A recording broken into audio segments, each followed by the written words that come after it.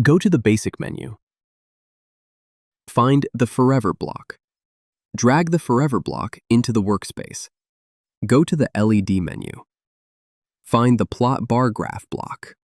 Drag it into the Forever block. Go to the Input menu. Find the Acceleration MG block. Drag it into the Plot Bar Graph block.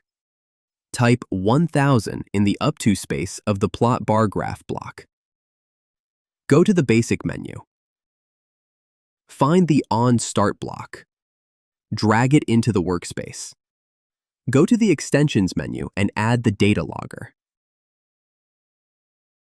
Go to the Data Logger menu. Find the Set Columns block. Drag it into the On Start block. Enter the text Acceleration MG in the Set Columns block. Go to the Basic menu. Find the Forever block again.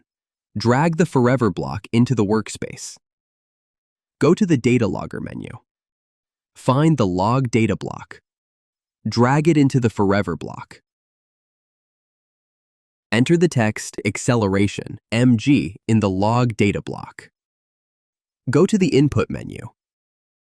Find the Acceleration MG block.